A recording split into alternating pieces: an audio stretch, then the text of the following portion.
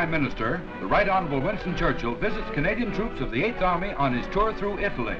Mr. Churchill has good news. One has great hope that the time of our toils and labours may be much nearer its conclusion than we have hitherto allowed ourselves to hope. It is the most representative of all the British armies of the strength, variety, loyalty, elasticity, integrity, and unity of the British Commonwealth and Empire. The Canadians, I don't know whether it fell to your lot, long guarded the capital of the Empire. They thirsted, when the danger of invasion passed away, they thirsted to go forward. They had a long wait, but their turn has come. And whether here or on the fields of Normandy, they are everywhere showing those splendid fighting qualities, that genius in combat by which the road to victory is most quickly built. I wish you all good fortune, all success. God bless you all. Cheers for the Prime Minister! Hip hip! Hey! Hip hip! Hey! Hip hip! Hey!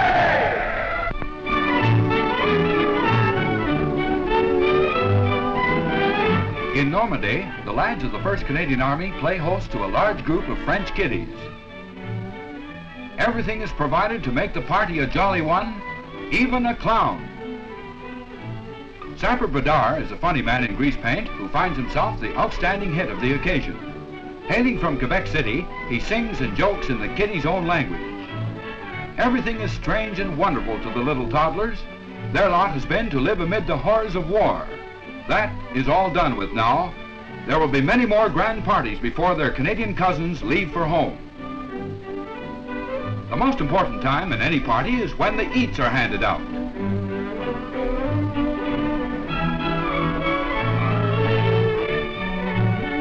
And what eats? Marvelous things called donuts and tasty tidbits some of the little people have never tasted before. Come on there, fellas. It's everybody for himself today.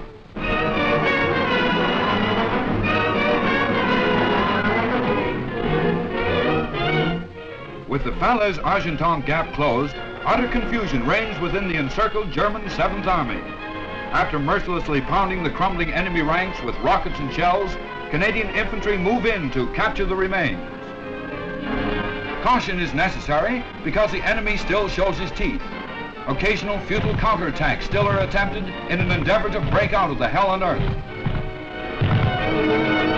Most of the men are only too eager to give up. Russians pressed into labor services give our men valuable information regarding enemy positions. Nazis are then blown out of their holes with machine guns.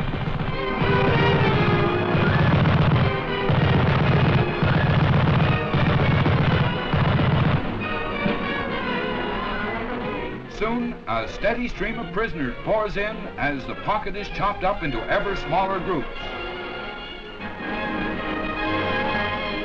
Officers question prisoners on the fly before routing them back to the nearest prisoner of war cage. Over 150 were captured by one Canadian, Private E.H. McAllister of Hamilton, Ontario, who rides herd in a captured Jerry Jeep.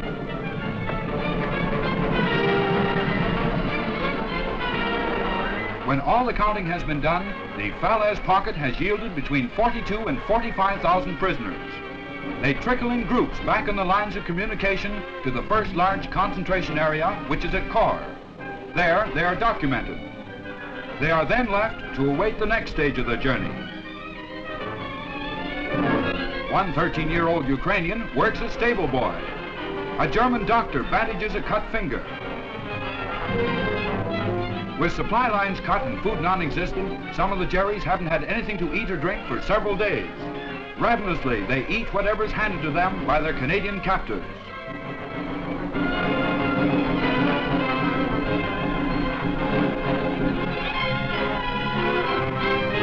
And now, they're away on another lap of the journey. The next stop is Army, and from there, imprisonment for the duration.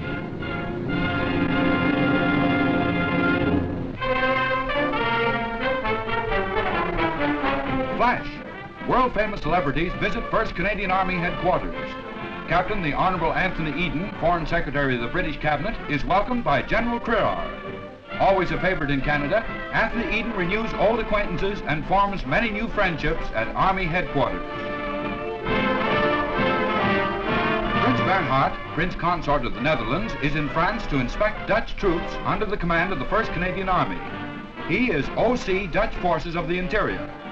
Before visiting his countrymen, the Prince pays his respects to General Crerar. The Guard of Honor, which will accompany him on his tour, is inspected at Army headquarters.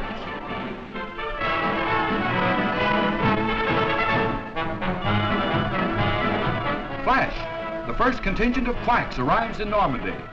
All are in excellent health and spirits. The only complaints are the Normandy dust and a few red noses from the intense sun. Their first question on landing is, where's the Canadian front line? There's no more feather beds for the duration. It's camp kit from now on. The girls are here to take over clerical duties at first echelon.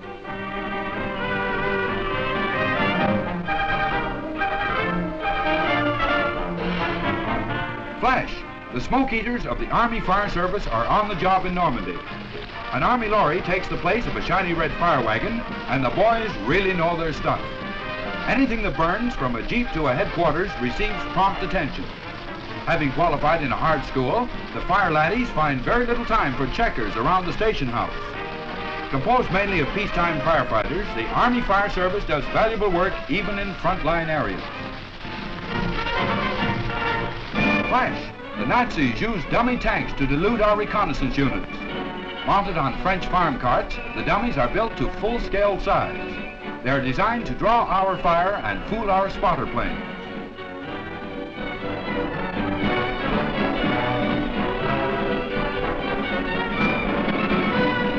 Flash!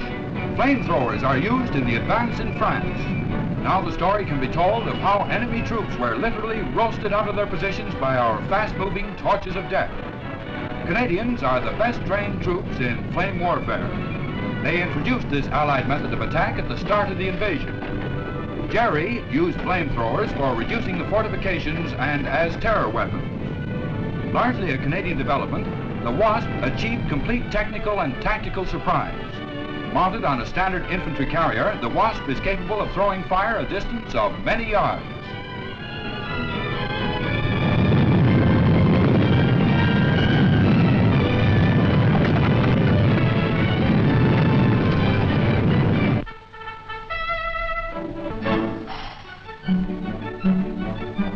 In Vancouver, British Columbia, wartime speed is applied to constructing a complete bungalow in only 8 hours. 72 workmen arrive as the clock strikes 9.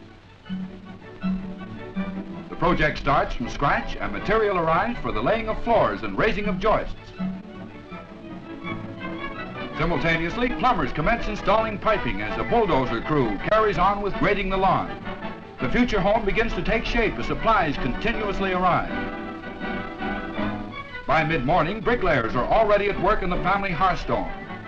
Tailored at factory, every board is numbered. The lock-stave construction principle fits them together without the help of nails. Solidly built, the home is guaranteed to last for 30 years.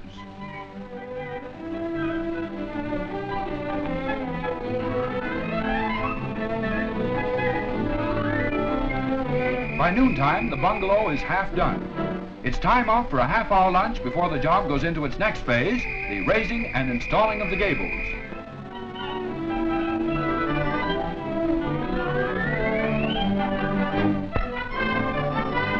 The roof is practically all in place as 3 o'clock passes. Now it's time for sodding operations to commence. No seating or keeping off signs, the lawn is tailor-made too. Using spray guns, painters are allowed 1 hour to apply the first coat. Functioning smoothly like an army organization, the workers seldom get in each other's way. The last word in electrical work savers are moved into place. The shingling nears completion.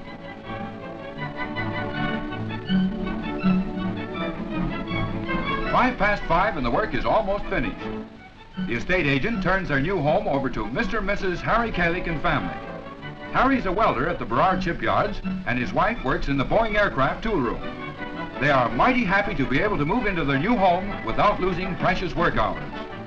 Costing less than $5,000, the house that Johnny Canuck built 8 hours ago was a vacant lot. It's a world record for this type of construction, which holds great promise for post-war housing. There's nothing like a cozy spot to hang the hat after the big job's done and we're all home at last.